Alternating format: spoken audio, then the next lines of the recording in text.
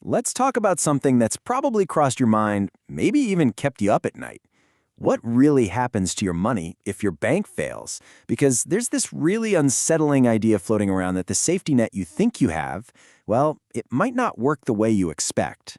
So let's just cut right to the chase. Your bank goes bust. You expect to get your insured savings back, right? As cash. But what if, instead of cash, they handed you a bunch of stock in the bank that just failed? That is the wild theory we're going to unpack right now. So where does this fear even come from? Well, it all boils down to one single, pretty shocking claim about how a real worst-case scenario could play out. And here it is, plain and simple. The argument is that your savings don't actually get returned to you. Instead, you're forced to become an owner, a shareholder in the very institution that just went belly up. You'd go from a depositor just wanting your money back to an investor holding a pile of potentially worthless paper. Okay, to really wrap our heads around where this idea comes from, we have to understand two words that sound alike but are, believe me, worlds apart: the bail-in and the bailout. First up, the one we all remember from back in 2008, the bailout. This is the classic rescue mission. A huge company is about to collapse, and an outside party, usually the government, using our taxpayer money, swoops in with a ton of cash to keep it from taking down the whole system. And now for the bail-in. This is the concept that's at the very heart of this fear. It's the complete opposite of a bailout. Instead of using outside money, a bail-in uses the bank's own internal resources. It forces the people the bank owes money to, its creditors and, some argue, its depositors, to eat the loss by turning that debt into stock in the company. So let's just put this side by side so it's crystal clear. A bailout? That's outside money from taxpayers coming in to save the day.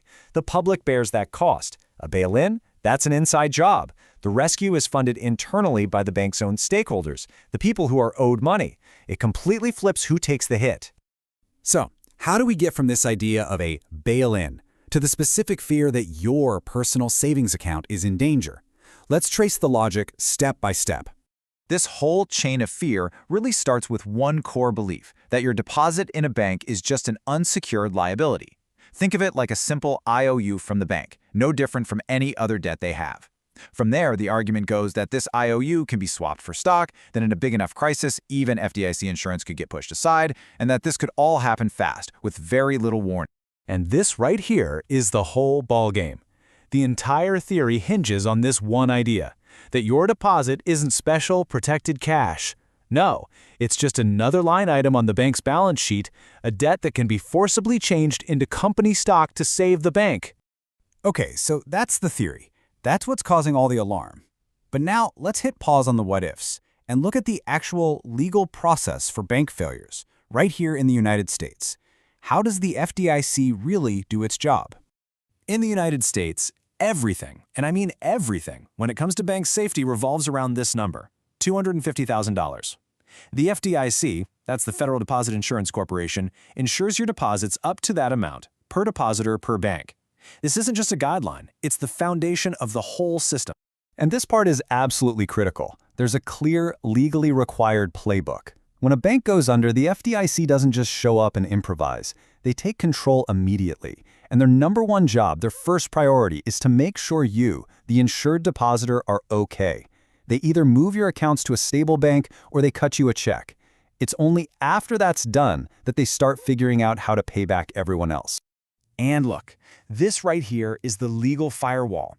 It directly knocks down that core fear we've been talking about. U.S. law says your insured deposits get special treatment. You are at the absolute front of the line. Your money is not treated the same as other debts the bank has. And that legal distinction is what separates the whole bail-in theory from the American reality. So we've laid out two totally different stories, haven't we? You've got the scary theory of a bail-in, and you've got the established FDIC process. So why is it so important to get the difference between them? And this context is key. The whole idea of a bail-in isn't some made-up internet fantasy. It's a real financial tool that's used in other parts of the world, like in the European Union, specifically to avoid making taxpayers foot the bill for another bailout. But, and this is a big but, just because a rule exists somewhere else doesn't mean it applies here. The U.S. system was just built with a different set of rules and priorities. Let's just put it all together one last time. In the bail-in theory, your deposit is treated like any old debt. It gets turned into stock, and you end up a shareholder in a failed company. But in the U.S. FDIC reality, your deposit is prioritized and insured. It gets moved or paid out in cash, and you are made whole. The outcomes just couldn't be more different. So what's the big takeaway here? Under current U.S. law, the system is designed to do one thing: protect your insured deposits, not turn them into stock. The whole fear of a bail-in just doesn't line up with how the FDIC process actually works. But the fact that we're even having this conversation raises a much bigger point. Our regulations provide a solid safety net for normal failures, but it does make you wonder, in a truly massive, unprecedented global crisis, how well would any system hold up? And that's a question worth thinking about.